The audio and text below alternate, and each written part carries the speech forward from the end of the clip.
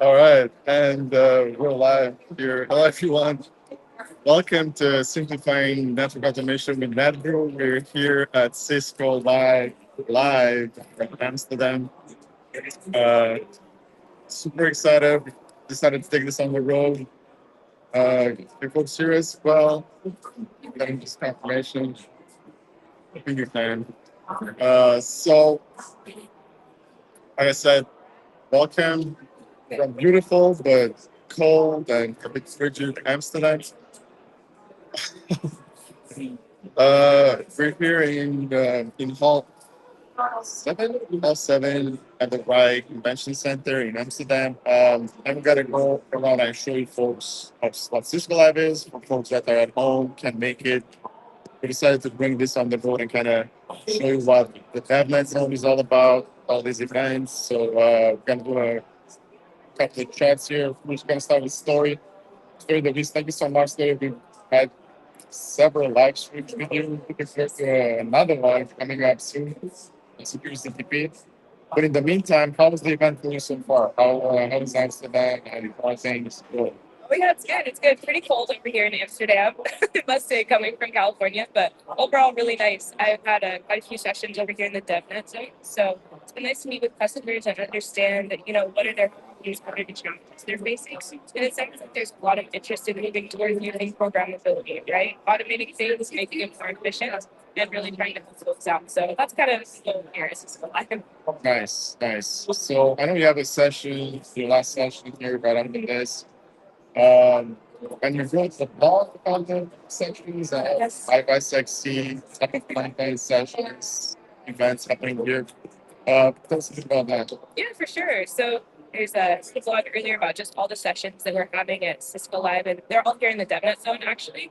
So we had one on Monday that was specifically on security to teach. I know you and I will have a webinar on later, so looking forward to that. But essentially, we're talking about how can you record your device securely and how can you follow the security to the RFC and how can you use Catalyst devices. So we're getting into all the nitty-gritty details about all of the certificates and factors and everything that you need. Then we had another session on a data configuration in place. So Oh, that's a new thing, right? yeah, it's really cool. So basically, how can you have a golden configuration and take all of the config on your current device, knock it out, and then apply this new config to your device. So it also has the concept of rollback too. So there's a timer essentially if you make the config changes and then you realize, oh no, I lost connectivity to my device, it's not working properly. If you don't go ahead and confirm that commit within the time frame, then it will roll back to your previously known golden state. So yeah, it's pretty cool. And coming up later today, even we have a session all on Yang Suite. So getting started with programmability and automation, learning about all the Yang models. So definitely looking forward to that. It's so you. Fantastic. So talking about Yang Suite, right? You are driving like a working hard on a learning lab. Yes. Yang Suite. That's something. Exactly. Yeah. So we've recently updated, modified a Yang Suite Learning Lab. So essentially, you can go into this Learning Lab and you have access to Yang Suite directly. So you don't need to go through the process to set anything up. It's just there running for you, so you can immediately get hands-on. You can work with NetGru, REST, GNMI, and gRPC. And you can even work with our toolings to actually convert SMP OIDs to Yang XPaths. So you can make this transition much easier, this conversion of SMP over to Yang data. So getting your information in a much faster way. So it's really neat to see. Yes, that's a fantastic learning lab. By the way, folks have seen it. Like what you're saying, you can basically use Yang Suite. It's a Docker container. It's all available to you. And there's like Ansible conversion, Ansible language generation with Yang Suite. Yeah, it's all Python too. And Python too. All right, so make sure you check it out. And the link to that is from developer.cisco.com/OSXC. We have it from there, all the OSXC content, availability guides, everything like that. And then one last thing I forgot to talk about the story is the Japanese net thousand hardware sandbox that we've talked about it for a while now. I feel like it's that meme with the truck that just speeds towards a baller and just like it keeps looping as the truck gets near. But we definitely will have those riding through folks. They're coming, guys. So with the atomic config, especially now, there was a bit of delay because, as you might know, the sandbox is being used by lots of people, and then every time a reservation for sandbox ends, we have to have that device clean, reapply like the control config, like you're saying. I still gotta use the tiny config feature, which came in super handy. So that's coming up. Other sandboxes and folks have been asking for them. Categories 9000. And you'll be able to review suggestion on them, with Python, and enable features, and run agents, and LLMs, now switch. So all these use cases. Cool. Any other thoughts about the I'm excited to see it at the next Cisco Live. definitely. And before that, it's on the live stream. It's coming up, folks. I'm excited about that one. Yeah, we'll see you in April talking Yeah. about security Yeah. TV. Perfect. Thank you so much. Thank you so much. Good luck. Your session is coming up. And let's see you next. All right. Roland. This is my team. And Roland is, hey, Roland is a new guest on our live stream. So, Roland, would you mind introducing yourself? There you go. Yeah, I'm Walker Still. I'm a technical leader here at Cisco, focusing on the academy SD-WAN design. Welcome. Happy to have you at the live stream as a part of this. So tell us a bit about your week. How was it been? What have you been up to? How was it?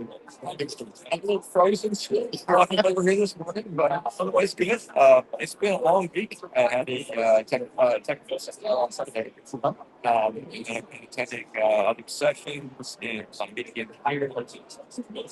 It's a big Exactly. So it's going to consensus, very busy, but exactly, you had chats with our customers, partners, sessions going on all week. So tell us a bit about Feather System. It's a bit about that center has been it's an archive, and then your main entry point in developer content. You can just Instagram and develop this just the docs, the API docs. Yes. Let's do about So we're updating the site. So this is just the beginning. So if you go to developer.cisco.com/SD-WAN, you'll go directly to the docs now. Mhm. So instead of hitting a landing page and then looking around and clicking, we just take you directly to the docs. So that's the start. More to come right after we get done with Cisco Live here. We're going to start updating the docs. So we know they're a little bit dated. So if you're going to update all, we're still using vManage name, v1. So all that'll be updated.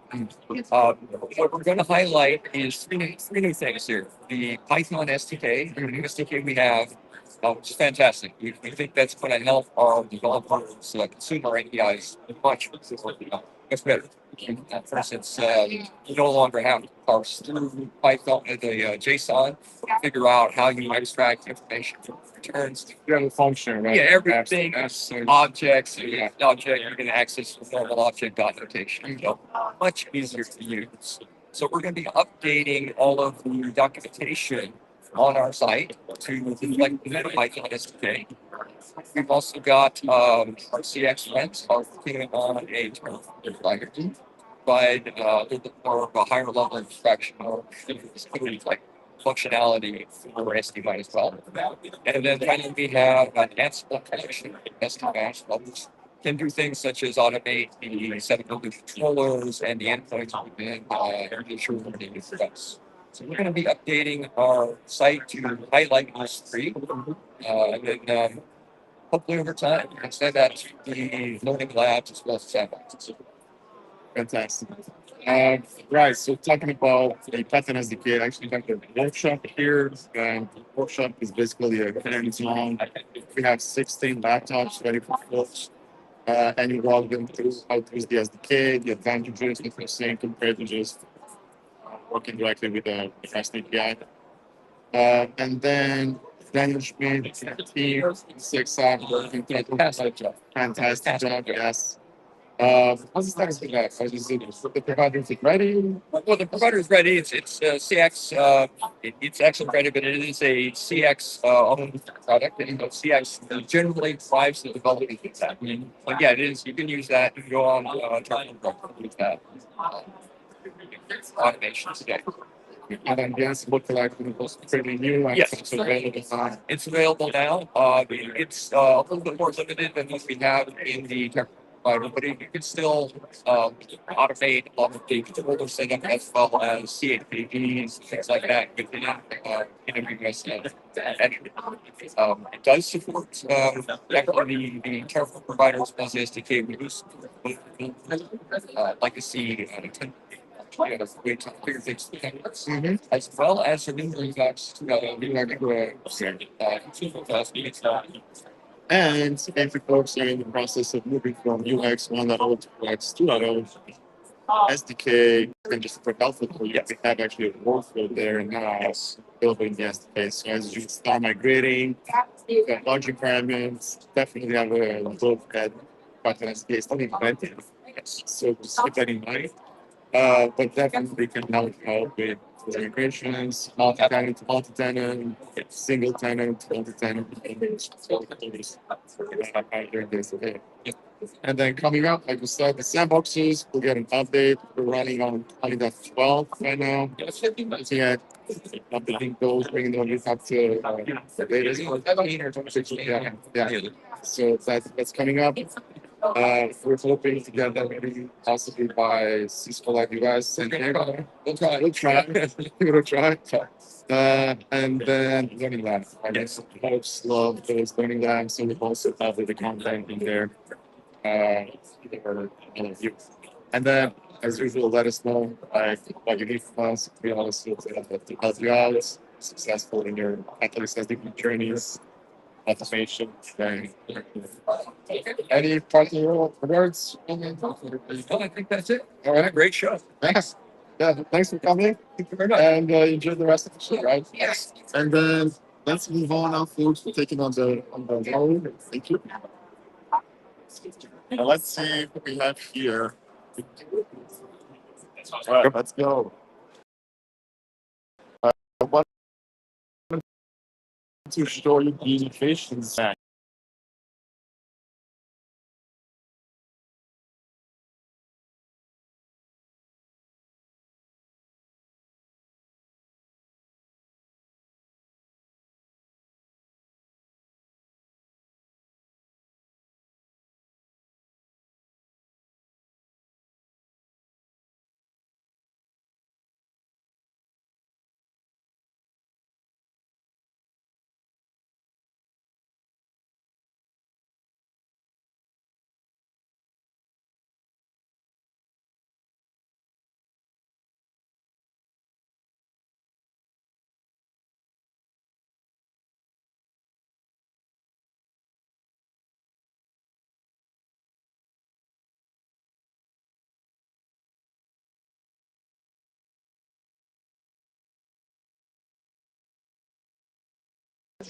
Yes, so there are a few topics. Now we got workflows here as well as workflows team.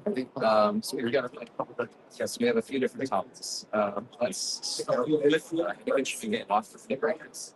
That's what you're Okay, yeah, yeah. So This let's thing a little higher. Oh, right. Is it okay? All right. So so concept, right, is that when you're granting access to another application, like with people, you want to follow the principle of least privilege. And up to this point, that has been a matter of like building and creating an API key and assigning it to an application. OAuth really improves that scenario for a couple of reasons. One, you don't have to copy and paste API keys anymore, right? And two, you can more narrowly define the level of access that applications can have. So up to this point, we've had ecosystem partners who were very telemetry heavy, or maybe only had to manage like a SD-WAN part of the configuration. And they have, fortunately, up to this point, had to ask for access to basically everything, right? So what OAuth does to solve this for us is they can define their application. The partner can define their application and say, you know what, we only need to read these specific parts of the dashboard. We only need to write these parts of the dashboard and read these elements. So let's take a look at that. We have yeah. So we're going to go to the organization. It says organization integrations page. So we're going to start from the perspective of the customer, right? So the customer who is integrating the solution. So first of all, the integrations page shows a few featured integrations that we have with the platform where you can click, for example, connect to get started with that solution. But OAuth is not limited to these solutions. In fact, we have a whole marketplace, which we'll save for later.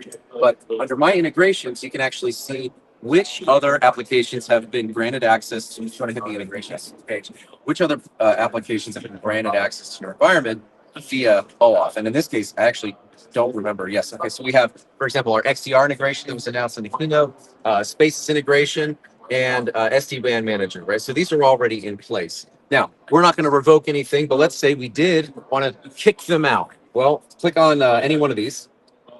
And you'll be able to see the level of access that that application actually has. See these permissions that I was talking about before. And it was saying, like, this is what the Spaces dashboard is able to do. So they're able to read admin user information and import details. Now, if you were network admin and or org admin, whoever, and you wanted to revoke access to this, well, we would just click this remove button up here, right? You don't have to worry about API keys or like deleting users or anything like that, right? Can you remove that access through an API? I don't actually know. I don't actually know. No, I presume, but I don't know. So when we look at actually what it looks like to register, like if you open a new tab, let's go to integrate.cisco.com. Do you have a login for that, or? Okay. So so let's just take a look at this page, right? So this integrate.cisco.com is where our partners would start if they want to register an OAuth application, right? So when does it make sense to register an OAuth application compared to using an API key, compared to not registering an application? Well, if you're offering a commercial solution, right, and you have a problem where your customers don't like the level of access that we've had historically, that's where OAuth is really good. So, excellent. Yes. So this is the ecosystem partner, for example, that's doing this. They're going to go to create application, and we can fill in some dummy info here, right? So they're going to tell us what the name of their application is. They're going to tell us what their OAuth redirect URL is. They will know what that is if they are supporting the OAuth integration. So we can put in anything here, really. And the real magic is happening on the next page. So it doesn't matter. Yeah. So we'll go to add access scopes. And so now this is where the developer of the application can tell us, I need access to these specific things, and I need read and write access, right? So hypothetically, you'll have an application that doesn't need write access to anything. And maybe they only need read access to, say, switch config, right? They don't even need telemetry from the switch. Yeah. They're just backing up your switch config and doing nothing else, right? Not even restoring it. In which case, everything would be none, and we just say read. And this is a much narrower scope of access than you've ever been able to do with the API before.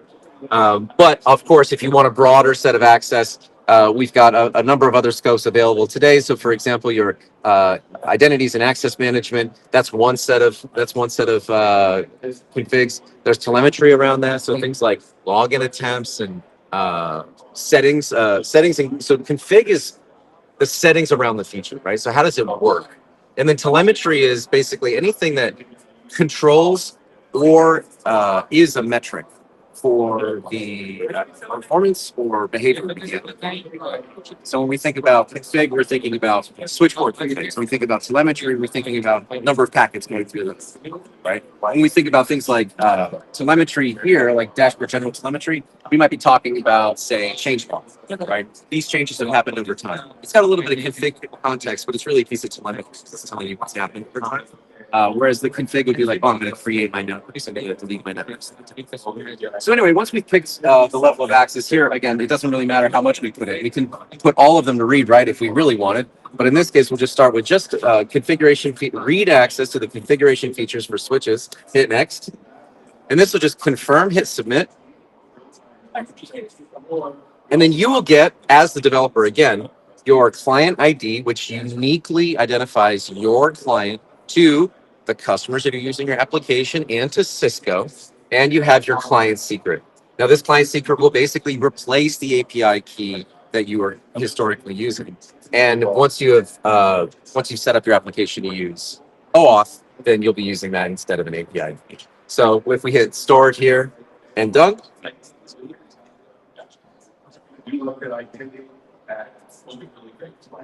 you can modify these pieces of information later, but if you go back to my applications, you've got one application registered now, and you can go and create another if you're ready. Nice. So that's one of the key improvements that we're showcasing here. Oh, big. Absolutely. Let's talk about the flow, right? So you might start from, so let's say you're going to use an OAuth application for one of our ecosystem partners. You're going to log into their application, and then they're going to say, do you want to connect to Meraki? And they'll give you a link, and that link, it'll be just like when you connect like QuickBooks or like Monarch to your bank account, right? It's the same flow. It's all OAuth. Click that, it'll say connect. It'll bring up an actual Meraki login page. You're not giving the partner your login information. You're giving us the information. We verify that you are who you say you are. You have the level of access and that. And then you can say, based on the scopes that they say they needed, oh, I needed just that like MS config read access. You say, okay, that's fine. Authorize. And then you, as the customer, don't have to worry about the client secret. You don't have to looking at the key. You don't have it anyway. You don't have to worry about it. But the partner gets it. Partner has it. And now they have access to your environment. So this is basically when you go to a website like whatever, you actually log in with Gmail. Very, yes. Very, very simple. Exactly. Exactly. Yeah. Yeah. And we're excited about how it makes it easier to connect your different Cisco applications, but it's definitely not limited to Cisco. This covers our ecosystem partners. And we have a number of ecosystem partners. So all folks, is it for everyone? I mean, is it beta for everyone? This is timeline wise, I think don't hold me on this, but it's very, very soon if it's not already. It's very soon if it's not already. Yeah. All right, nice. So what else? So that's a little bit if you're an ecosystem partner, but let's talk about the now this I don't know if we have the demo environment up here. This is very interesting. Let's say you're developing your own application. Well, there's a number of things that happen. Well, actually, there's different personas, right? So without getting too much into the broader space, let's imagine that you have no idea what is happening in your environment from an API perspective. You don't know the applications that are using API keys in your environment. You don't know how many calls are being made. You don't know what calls are being made. And so for the person who might be like kind of a business leader, but also a little bit security minded, there's this piece of like, well, I'm not the technical expert in this, but I do want to have some visibility into what's happening, right? So let's just start there. How do you do that today? Well, we have a number of features that are API driven, API only, that will illustrate that. But in the dashboard, we've never really given you visibility. So Until now. Exactly.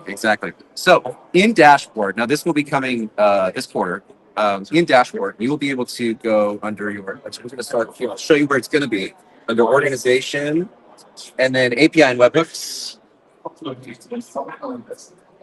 And this is a page with a handful of features, but there it will be here where it's called API Analytics, and it's going to tell you everything from these are the applications that are operating in your environment. This is the API budget that they're consuming. This is what they're doing, and this is how they're performing. So, for example, are you, for example, wasting your API call budget with tons of failures, right?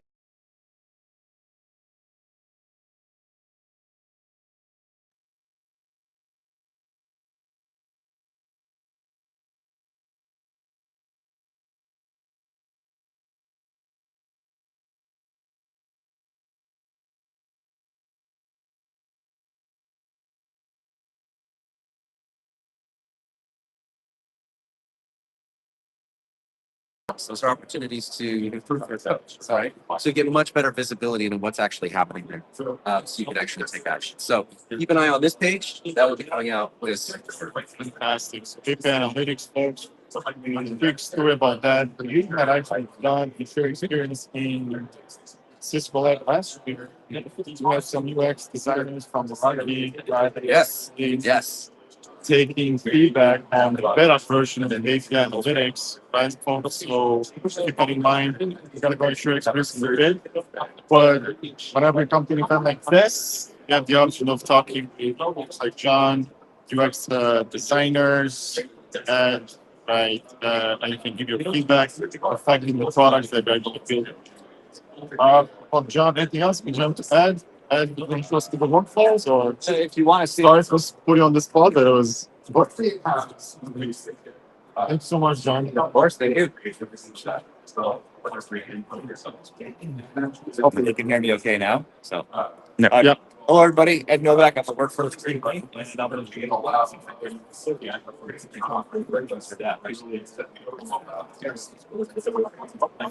what is this? Talk a little loud. Talk a little loud. A little louder. Yeah.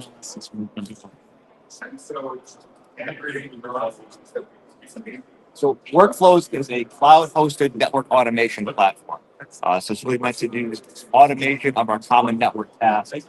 And we talk about the things that we can automate from targets here. So these are the items that we can add into Workflows to perform those automations on. We're primarily focused on Cisco device controllers, so the things like Catalyst Center, Meraki, Catalyst SD-WAN, ICE, for example, Firepower. We also support ITSM, so that's ServiceNow.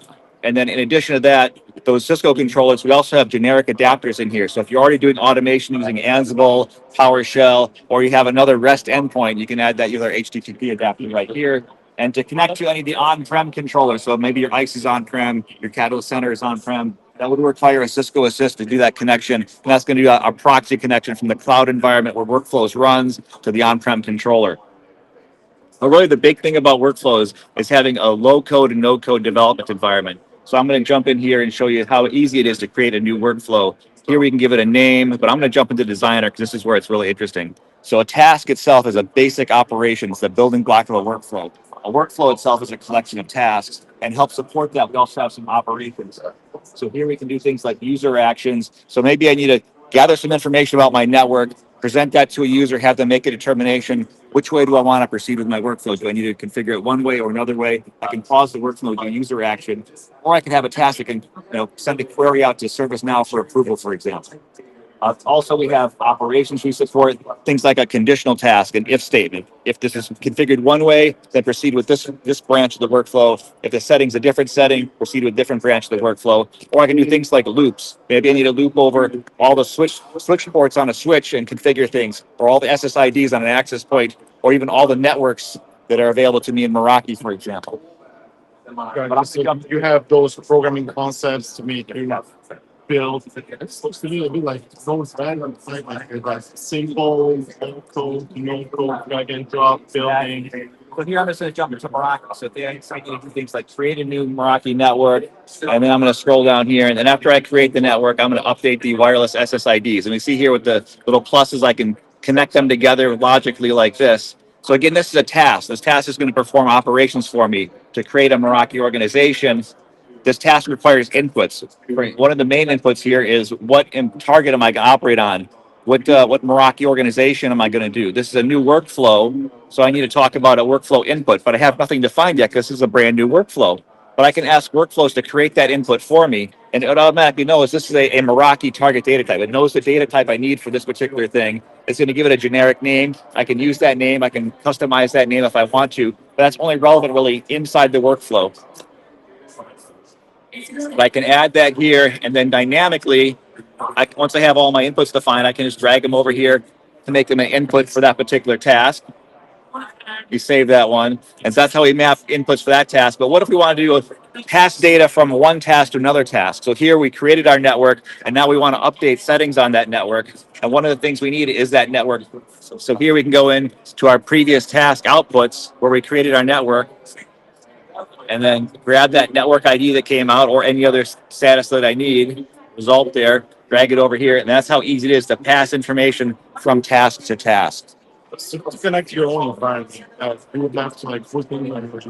providing API keys, somewhere within workflow, right? You get access to all your organizations, all your networks and everything. Correct. And so when you add a target, you can provide the information how to connect to that target. So for a Moroccan organization, I would have a Moroccan API key for organization.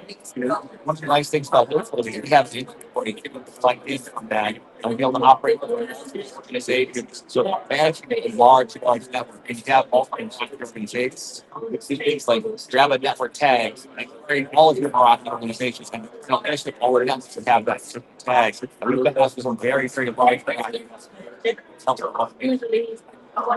also, you'll see here, so this source list is a Meraki tasks. There are a lot more Meraki APIs out there.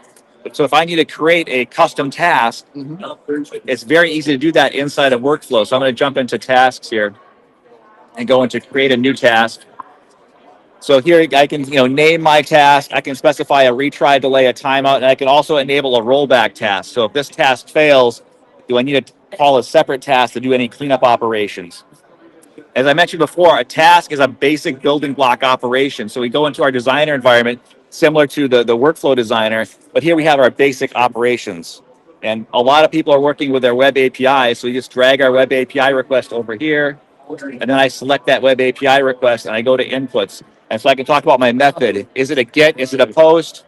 I have the same mapping capability. If I need to, map an input variable into a particular item over here, I specify my URL, and it's very easy to do this. So if I have information about what the URL is and what data I need to pass to that, it's very easy to create a custom task. The one thing you don't see here is things about authorization, because Workflows takes care of that in the back end for me. It'll handle passing the proper token to that target because that target's already been added into the Workflows environment. So I don't have to worry about managing tokens and passing tokens. I just need to concern myself with what is the API and what is the data that I need to pass that API or retrieve from that API to create my own custom task.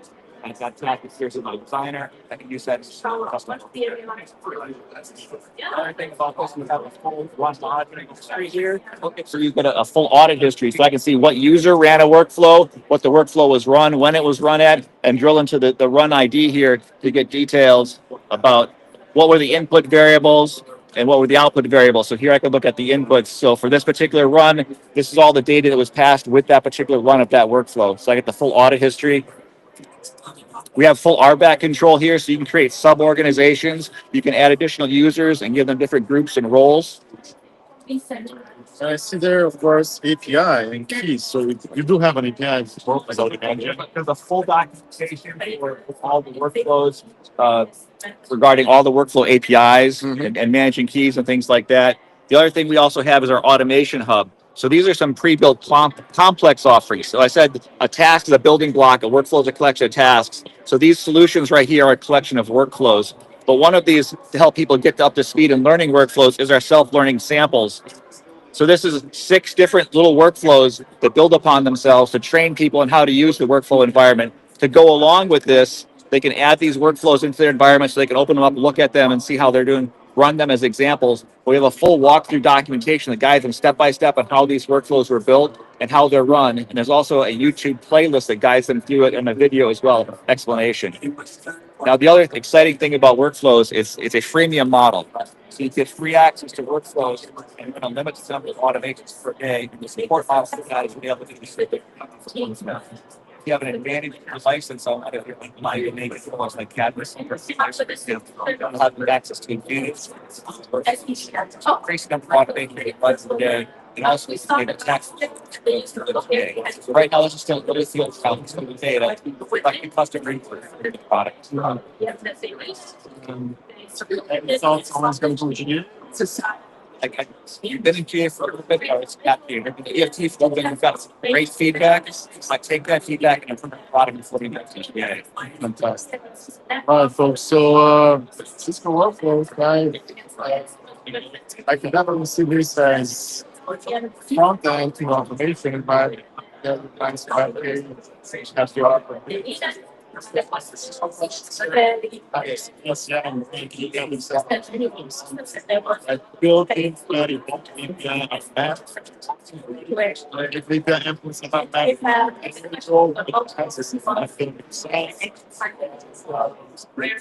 you don't have to write an invite. No Python. You don't write any Python. No Python at all. So because people that are afraid of Python, programming, right?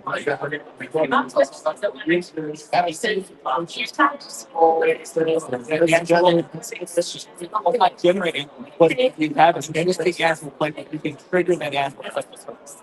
Same thing with power. Automated.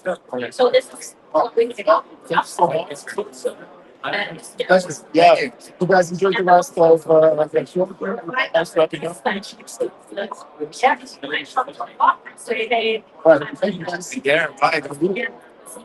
All right, moving on. So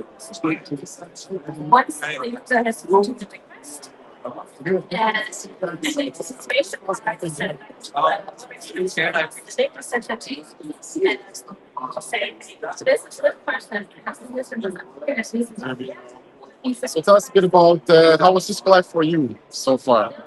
Well, thank you so much for coming here. So far, we are having a great decision. And this is a lot of things very interesting. Automatic infrastructure with catalyst center, without catalyst center, lot of interest in the catalyst center. What is the APIs we have, what is good, and what other options we have. That's what we are presenting here as well. We are presenting how you can unleash the power of your network, you can set APIs and other types of Because Bicycle is a Python SDK for folks who haven't known. There's Ansible collections, Spaghetti Center, there's Terraform Provider Core, and activation of the three messages reach specific. Yeah, so this is our Center Center platform, the core wall diagram where we have the best APIs which we built. We strengthened them last year in the Oracle style, which will showcase what we did. But we did release a lot of APIs to make our center programmable. It's not just a UI. Right. It is What's the programmable. why that I'm using Captain Center to directly tool the APIs? You don't start the tool, right? Yes, they don't need to touch that UI. Right. Yeah, that's what our goal is. And we are going there. Right. And then we have our library, which we are offering open source. We have Python SDK, it's called GNE Center SDK. Still, Yeah, and we have rebranded it. We have Catalyst Center SDK now, which is same thing.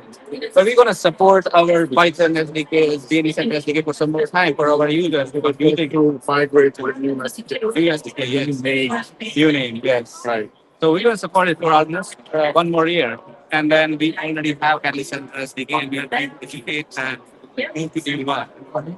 And we have the same thing for our Terraform and six library as well. We have take the existing one, we rebranded the new one, and the new ones will be available with our new tools for Catalyst Center 679.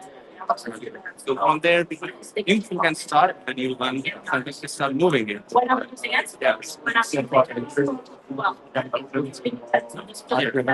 Yeah, honestly, really, right. And then we have high-level abstractions in Ansible. We are building modules in Ansible which are much high-level abstracted. It's a larger piece of configuration. So it takes the programming load from the customers. They handles like all of like inventory operations in one module, and then all the programming which comes around with it, and gives a simpler interface like other spec what you can do all of your operations, starting from customizing device properties or defining VLAN or the operations for the inventory devices. And we have all of them for a lot many others like SDA, Swim, and DNP. We're trying to create that as well so that users doesn't have to do programming themselves but start recording right away. And that's what we are presenting today as well with a demo. And that's coming up with SDA. Yes. We are able to build SDA Greenfield from scratch, root learning, designing the sites, provisioning the devices, and then provisioning the overlays. And putting in the devices. So that's our page. Okay. And next slide is about the APIs. And this is what we did in APIs for last year from the releases, starting from 2353, where we had a set of APIs, almost 400, and we had some complaints about like the documentations and the error message and all that. So we did program like usability that tried to improve our documentation, better clarity, getting good error responses, so that you can understand what they are doing, what error they are getting, and to understand from that. Second was the completeness program. That was something which was my personal interest, is to make sure that can we do Coverage, right? yes, All the features are covered and they're exposed to the API. right. Can we do exactly the same from the API, but we can do from the UI, and we've bridged most of the gaps. So now with the latest one, we see that in 2376 we have 857 APIs. Double. Double, yeah. Right. And 2379, we have 1100 plus APIs. To be exact, 1135. So how far off are we for to full coverage, right? Everything that we can do in the Goofy. I would like to say this question. Yeah, that's also our is the lead from the API client side. And is responsible for delivering most of it. All right. See. But we are around 75 to 85%. Yes. And we are solving the gaps. Yeah, that's what we add some more comments on the completeness and performance, because that is actually make all these API conform and standards. They are not just somebody's design. Yeah. Yes. I don't want steps, parts, but a lot of that. That's right. Yeah. I think you guys targeting it. I think the API for guidance. Yeah. It's critical. Really helps to get going. But Really, since we're very smart and get that, getting some needed some more customizations, and then we have save it how they often went into the center, we had added another interface. AAC solution. And they kept wondering why they just kept those needed to I can say top we added it. provides with API. We realized together. It's made it. So as I said, we have gone from Another year, all the changes are merged into this last year. So complaining about their changes on the point system. After last year. built into these processes, every new feature's got their API, and all of those will That carry us forward. Going from maybe to be a project, seeing as you laid the groundwork So now what for the as a second. So I'm really excited. We are, as Paul said, at 75, 80%. But I also see, as an engineer, I'm really excited. It's not going to be an argument. APIs are important for the next time. And that's the important. Yeah, but what actually Especially the AI coming along, right? All that. I think, we're going to see APIs really at table stakes. For generative AI, we're all excited to see where that goes, but I think APIs. All right. Any The biggest fear is the customers have like, I'm using it today. And what happens? These APIs tomorrow. Are they going to come back? Yes. Yes, I think we put a lot of tests around it. We have put our SFTs, our system tests, solution tests. We have put tools to measure the rate limits, qualify them. We have our data inside now. Insights. We can do different versions of releases. It's going to show you all the fixes, the comments, if you're any parameters, if it's compliant with open API spec, better compatibility is still there. It's going to present breaking changes. The way I was testing, It's also every time I was Okay, I want to show you guys Terraform, what we are doing in terms of Cisco validated playbooks. And these are built on our workflow modules, which we were saying that is abstracted modules. They are available through Ansible Galaxy, and you can use them directly. On top of that, we are offering pre-built playbooks. They come with the schema validations as well. And so you could refer them, you could directly use these playbooks. They are directly reusable. So you just have to build your configurations run through the schema validations that are provided, and it comes with a directive structure where everything is organized. What is playbook, where is the schema, and samples for the input, like how you use it, and your specs and guidelines, like this is how you can create your configurations. So that's what another one which we actually use, and is also a that. Also, there, this is the link for where you can find these playbooks. Yes. It's in the galaxy.com. Yeah. That is our Ansible offering there, and you could find all of our modules there. There are installation instructions, documentations. Our specs are very detailed in the documentation. You can see every parameter, what values it take, different options you can put in. They are all documented there. So starting to the next one, this is an example for one of the spec for swim module. This is a new module, right? Yeah, that actually covers a lot of functionality. In Just one module. in just one module. Yeah. Yeah, consider swim. It's a very big operation. Oh, yeah. It's starting from the image importation into the Yeah. Catalyst Center. And images can come from different sources. Exactly. Yeah. CC. Oh, yeah. And then tagging, distribution, and activation. And then you can scale it around your thousands of access devices, right? That's the strength. That's nice. Thing. And you can program it in your YAML file. That's what you do. You can program it, you can sequence it, and you can design which one go first, which one go after that. Yep. It gets executed in that order. And this is our demo where we are bringing SD access greenfield automatically Nice. from beginning with these Okay. 19 different stacks. Starting from our back, you can give access to the users, customize access. You can create ICE integration, AAA integration with Catalyst Center. You have to have the right access. Yes, we can design that into the network settings, the global server for AAA, DHCP, other service, time zone, banners, where telemetry settings, right? All those things you could do through that. Then you have all your design parts like IP pools, overlay pools design on the sides. Discover your devices, provision, customize the properties like you're gonna discover. After that, you're gonna customize which one going to be your border, it's going to be access. So you can change all that to that. Or if you want to change any host name or IP address, you can do that as well. It's bringing up basically the whole as the access. Automatically, right?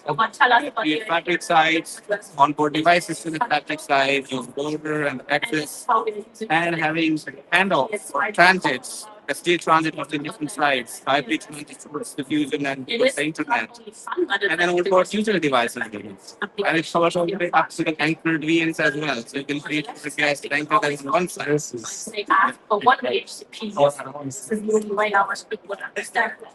And people can find it. Oh, it's all Ansible. yeah. Okay, So nice. this one is Ansible. This one is in GitHub. This is the example configuration for this demo, which is also available for customers to refer. This And is a public GitHub repo, right? yeah, this is on public GitHub. So they can actually refer, like if they want to design network settings, what parameters are we have given, they can refer the spec and the time. But if they still want some help, come here, look at it. This is the actual working configuration, so you can see. And we have that for everything, like for inventory, for site hierarchy design, FTL design, all of them are out there. With setup tool, if you run this tool, it's gonna install your environment completely from your Python. It's gonna install Python, It will Ansible. create your virtual environment, pull your SDK, it will bring the Python collection, and it pulls out our validated clips as well there. So just a bash script, a shell script, Yes. running and counts everything. Yes. Figures, there's the virtual environment. Figures as the access fabric. Right. That's fantastic. Yes, and there's another tool there where we have the scripts. It's a small Python tool which lets you organize these configures into blocks. Like you can say roles or RBAC, if that's one block, or inventory as a second block. So you can run them together or you can run them one by one based on what is that you are changing. You're just making a change in one area, only to run the full. You can run just one area for that. Uh, there is a pipeline which we have created with this, and that comes with GitHub because we have this configuration stored in GitHub as code, as SDA has code there. They can replace that with their own. This Jenkins pipelines clones it into the environment, and then we have the validations there which validate those configurations, or you can deploy as well from there into your fabric. Once you validate it, you get an email, you're satisfied, you could run it on your production environment. As soon as something that have your lab then validate it and then replicate it in the production. So you have the definition of this pipeline also on GitHub, or people can just Uh, adjust it for their own Jenkins environments. yeah, this one is not there in the GitHub yet. Okay. We will put it like the steps and all. But it's very easy to set up, like the standard The pipeline. important is Yeah. to have the actual SD access Right. automation piece, right? And Yeah. then if you have Jenkins, or if you have GitLab Yeah. or Drone.io or whatever, Yes. it's really up to you. But the important piece is there with the Ansible playbooks. Yeah, that's the reason why I didn't put it because people may have their own choices. Even in GitLab, or people are using GitLab. Yeah. We are also like have one more for GitLab as well. So then we will put it together. That's Jenkins, GitLab, GitLab. This is our demo where our Catalyst Center is currently empty, no integrations, nothing is there. And then we will run our pipeline from here. It's the Jenkins interface. And in the pipeline, you can give your email where you get the report. Then we have these suites, which creates the whole fabric, or you want to delete the whole fabric. There's one which you clean up as well. And then you have options to either validate only or execute or do validate and execute. So in case we just want to first fix the error, just validate. So it doesn't deploy anything. Once you are happy with validation, then you can go ahead and deploy. And you can choose which ones or all of them gets deployed. And it's just the same thing. It's basically install the environment, pulls all the libraries there, pulls the Set up that configuration. SH, Yes. shell script. Yeah. And it starts running. You can see API calls happening right there, coming to DNA center part. And then you go to the DNA center and start looking in parallel what is happening. You start seeing the configurations coming up there now. We see, okay, ICE integration is done. That's like Next to play, you can add as many, like we support up to 10. And if you go to the design network settings, IP pools, you can report design all those activities there. AAA servers, telemetry configs. Yes, you could create the site designs. And interesting part, you can also upload images now. Oh, right. Yes. We had these things brought up now, or fulfilled all the APIs to do all this. Some of these things were missing earlier. IP pool design at global, you can create all of your underlay, overlay pool for different use cases, some for printer, servers, employees, and guest access, and then assign them to the sites. You can make your subnet reservations for the sites, discover your devices for wired, wireless, and you can rerun the discoveries as many times. It can trigger if you rerun the module. It just checks that, okay, it's already created. I just need to rerun. If it's not there, it creates and runs. So that's the strength of Ansible. So the playbook is still running. Our devices are discovered, not yet provisioned. We see that the device started provisioning there as well. The first one got assigned to the site, building 23. That's getting provisioned. We can see configurations happening. Once we look more details, what's happening in the provisioning, all the telemetry and network settings are getting pushed to the device. There you go. They go. Yes. And then we have swing module as well, which is upgrading the images to our target image. Yes. So they have set up this golden image 17512. Devices are already there, it's good. Otherwise, it's going to upgrade them, get them ready for SDA. Coming to the fabric, we have set up two fabric sites, one San Jose and one San Francisco. They're both under California. And that comes with all of your segmentation designs, your employees, your guests, your servers. And that's created with your layer 2 and layer 3 gateways, your VLANs. All of the sub pools are associated with VLANs. This is fantastic. And then you can see what authentication template you can customize that as well. What you want to use default, none or close all. And then you can onboard user devices with it. That's also a single playbook. And you can specify port channels, ports, servers, access points. in one file. You don't need to have separate programs for each of them, and it all gets replicated into this. And you could choose like same configuration like in port channel. You could have PHP, LSCP, or static. All the options are available there. This is San Francisco side. It's also replicated with all the configurations. Um, with template, this one has a different one. This one's both those default template. It has So none also of these virtual networks, right, existed before you ran this. yeah, This is nothing, just nothing getting existed. Yeah, nothing set up existed. Yes, this by all the set pipeline. pipeline. Yes, all those provision happens and then everything added. Devices got added to the fabric, and then you get this pipeline completed. You get an email that all this is done. As the access has And now you set. make a change. Let's say you come tomorrow, want to onboard from the port. You just create the YAML file for the port and it's just rerun. Yeah. And it works very smooth. It just already knows that what is there, what is not there, and puts the change. Yeah. So that's the strength of it. I really love it. Oh yeah, this is fantastic. I'm really blown away by this network, guys. Great. Anything else that you want to share with folks? Yeah, I think that's us. Thank you so much for coming here. Well, nice thing. So just this morning, Yeah. we have 2 or 3 customers, and we see the sort of advent of interest from our customers in place. And more customers looking at most customers are coming more specifically asking, can I do this with, can I set up an SD fabric? And Right there.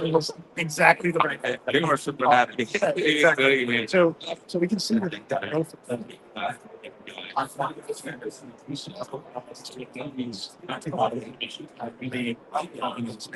I think it's really exciting. That's great. Yes. Like highlight our resources here. Yes. And what we have, it's there in GitHub. So you could just directly clone this and That's your Yes, answer from there. where you find exactly the demo that you guys showed us. Correct. Fantastic. Catalyst SDX's campus. as okay. All right. It's awesome. Thank you so much for coming. Yeah, Pawan, Arun, thank you guys. Good luck for the rest of the show. And let's move on. Let's move on. And, moving on now to curious news. Going.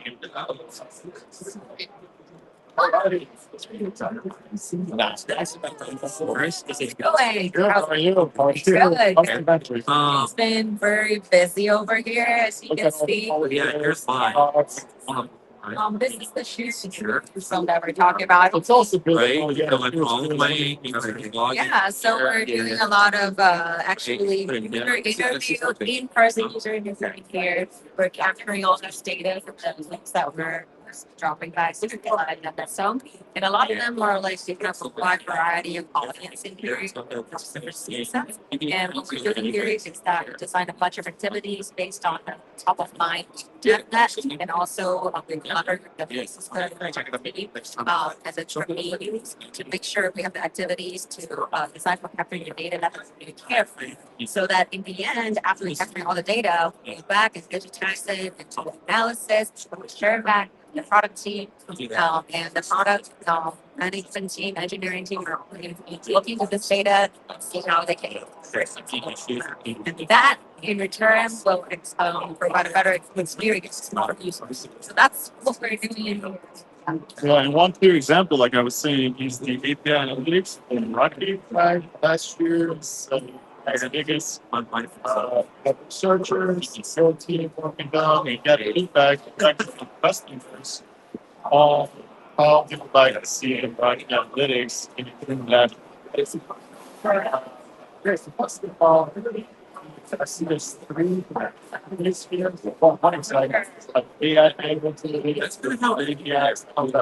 So every year and every time it's just go live, we design different sets of activities. At this point, yeah. And just really capturing a lot of good data and just keep it ready. With us. With us. And it's just like you guys can just walk you through the flow, so you get a sense of numbers for those of you who cannot be here with us. So the first thing for everyone to talk to us, we actually come in and ask them what is their job role. So you can see that we divided into four major buckets of audience that we have. Network and infrastructure, software development, SRE and DevOps, and we also have others. And you can see that these are also the job title that they call themselves. Like, okay, I'm a network engineer. And also some folks are very specific about their title as well. They're like, I'm actually a SecCom AF engineer. Yeah. This person, yes. Or I've also talked to these like customers who's been using DevNet for a very long time. They're a team lead for network automation and security automation. So there's like a very big, like wide dimension of folks that we talk to. And it's interesting that some people are going to be like, oh, I actually work on things that would cross fill into these two buckets, right? So you see, actually these, they are here not just random place in the middle. They identify themselves as I'm going to work on networking and software development. And this is also a trend that we see more and more as we go do more of these activities. More people identify themselves as doing more of the software development, especially this year in Cisco Live. So we can also see, like from this, we can tell how our audience is shifting to a Symmetry example version of a year. Exactly. Yeah. Exactly. So after this, that's what you mentioned. We have three different dimensions for the set of activities. The first one that we're covering is actually specifically talking about AI and API.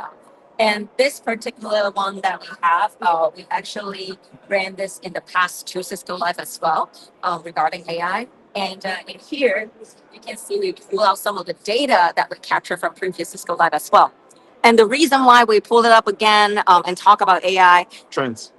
yeah, we all know that AI just like, came up as a really big thing in the past year, and things are changing so much. And from here, you can see that this is exactly what happened last year, the very same time in February.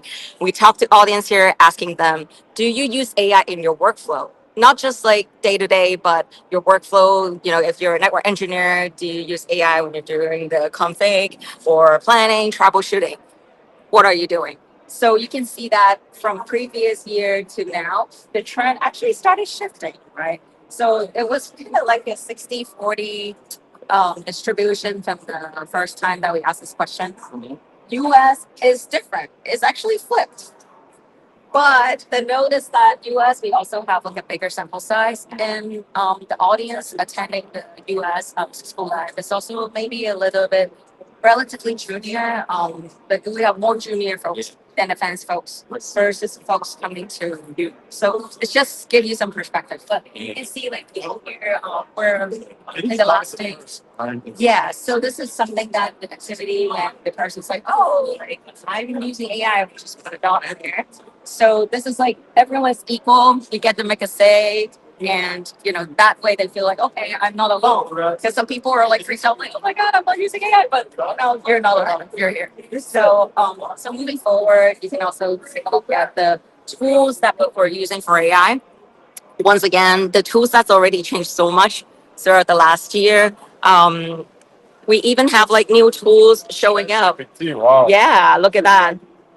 And we also have more new tools coming up. And people, one thing that I noticed from this activity is that in the first time that we ran it, people are like, yeah, okay, I'm going to look into ChatGPT, playing around with it. Yes, I'm using it. But this time it's like, yeah, I'm using it all the time.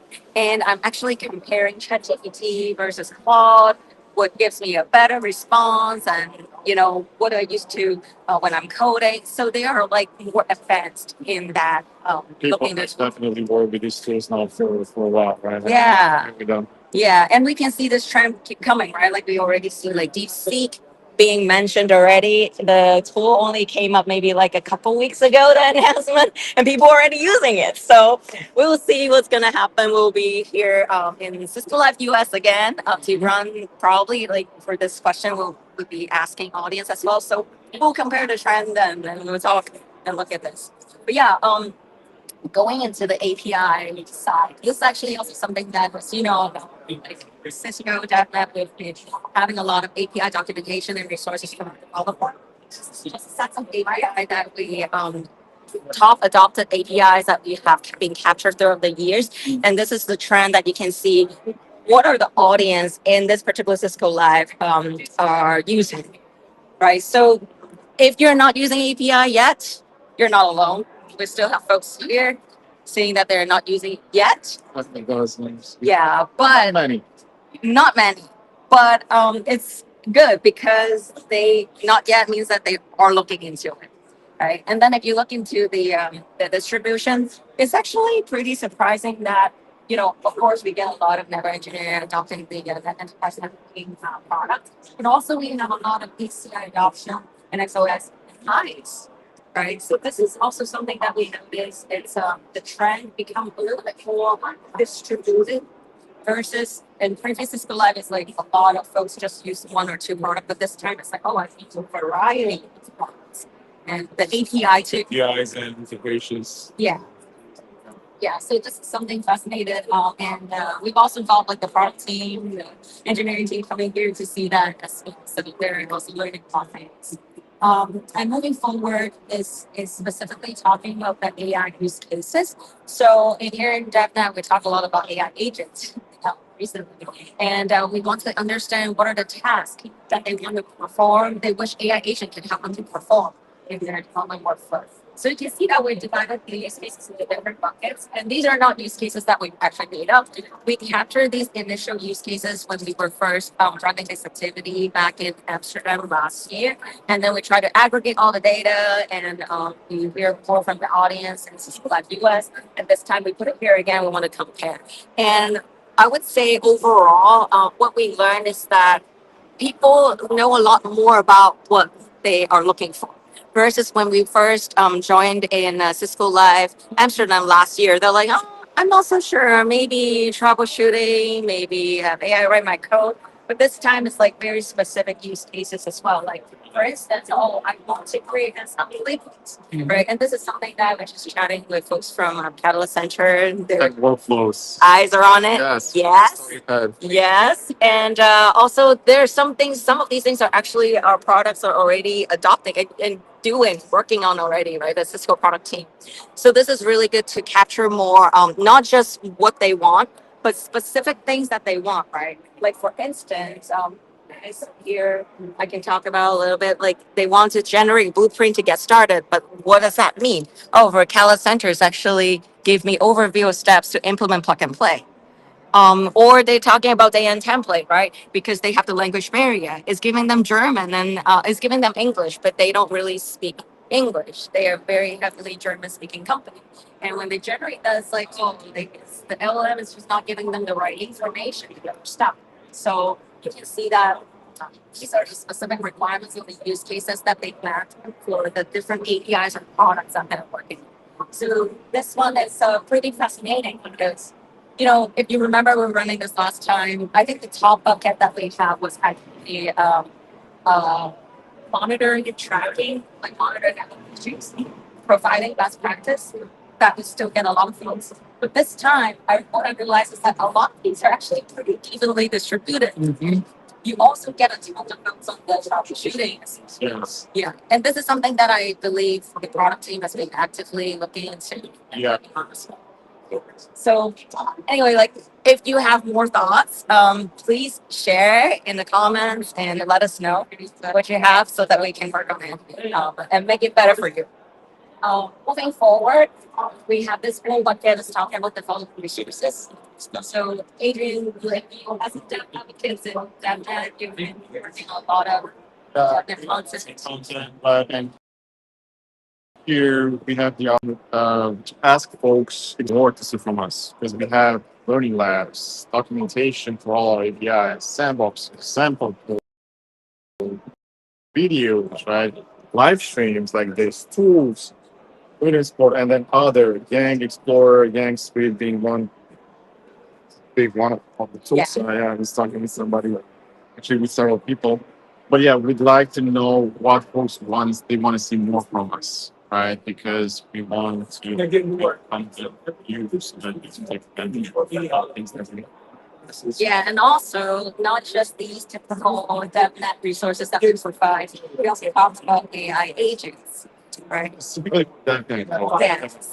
So we Yes. asked folks, what AI agents would you like to see from DevNet specifically?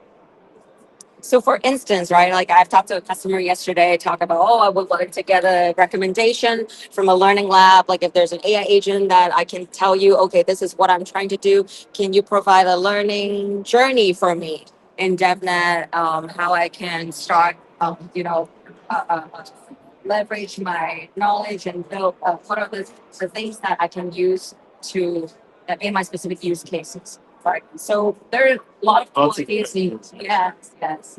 And this portion, but this is really talking about the new Meraki AI summarization in our documentation search experience. So if folks, you have been to Meraki using Meraki dashboard API and we've been to the docs, you probably see that we have a new search function and feature here. So what we're doing is that we have upgraded our experience by providing better search results as well as an AI overview.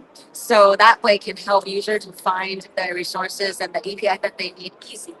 And with that, Meraki is only the first one. Where With Thousand Eyes coming, possibly coming up also next. yeah. Yeah. And that's why we're here, like making you guys to work with us to create, to let us know what are the queries, how do you feel about the response, give us a thumbs up, thumbs down, why not, what's been working well, what's not working well, and also not just talking about the search, but the entire UX, the interaction of the documentation. I know a lot of you folks who've been using Meraki API, Caldas API, a lot of you guys on DevNet has been on our documentation days and nights. And that is something that we want to make your life easier. And we're looking into driving some user experience improvement there as well. And that's why we're having this conversation with you to discover the gap.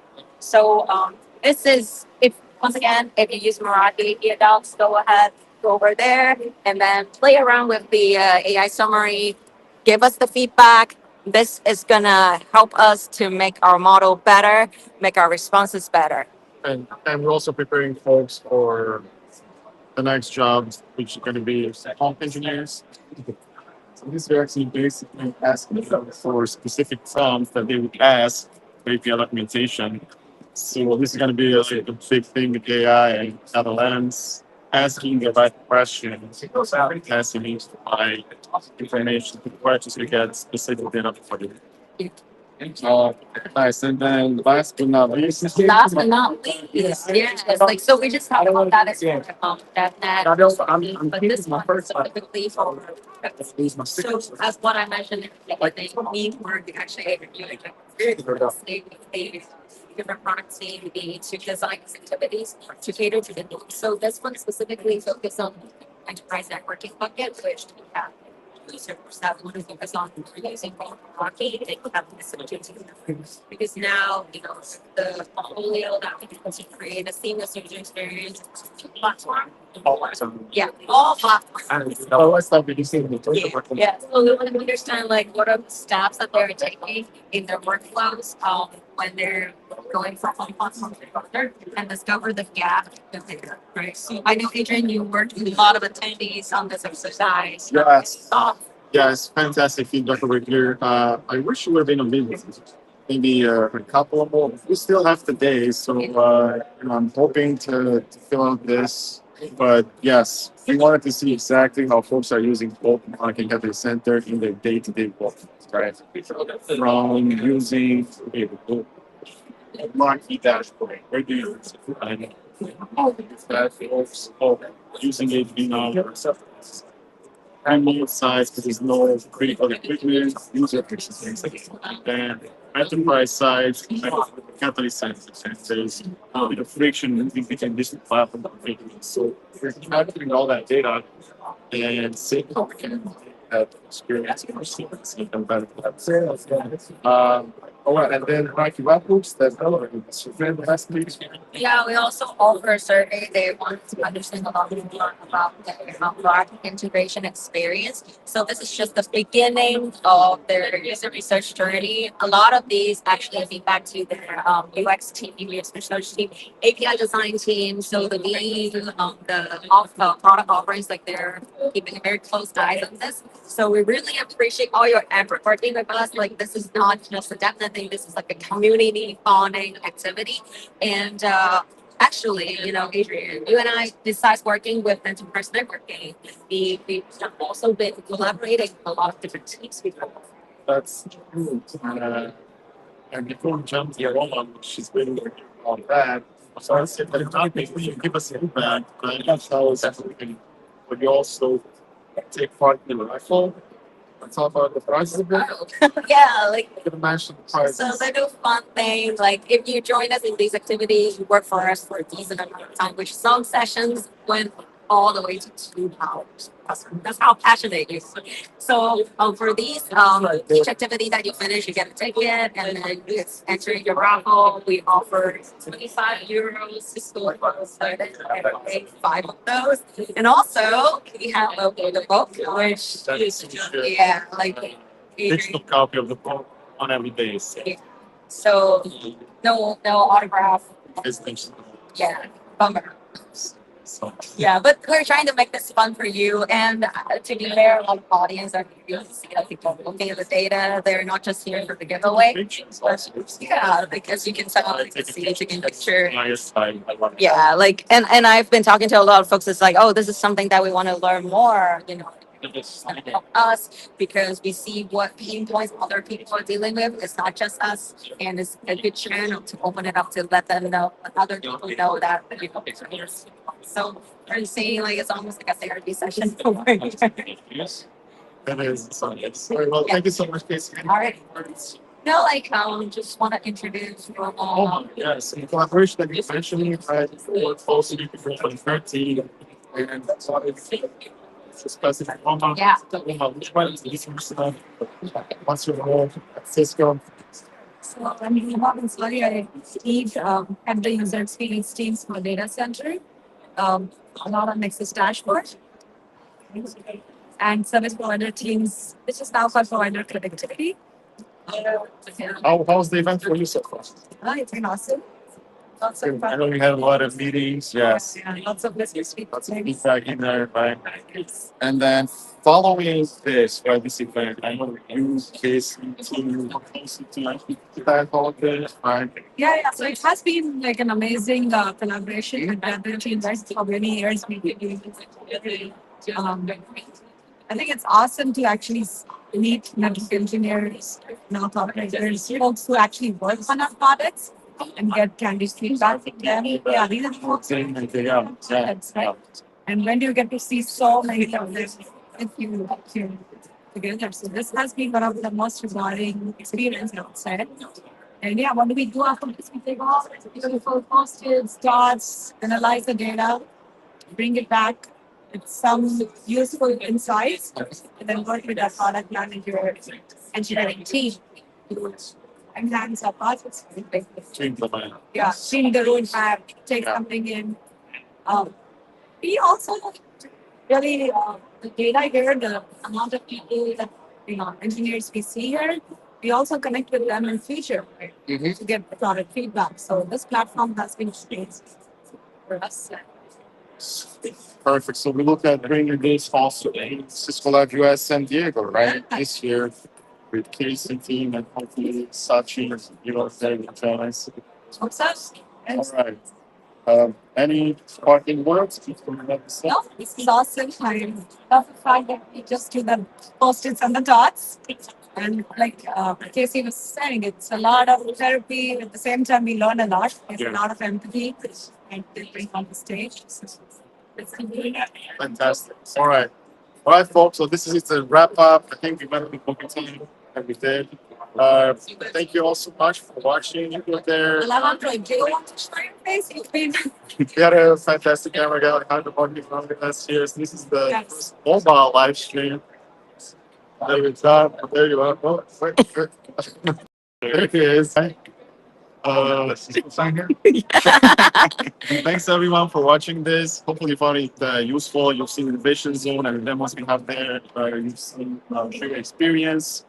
Wanted to give you an overview of what's going on in the DevNet Zone and these types of events.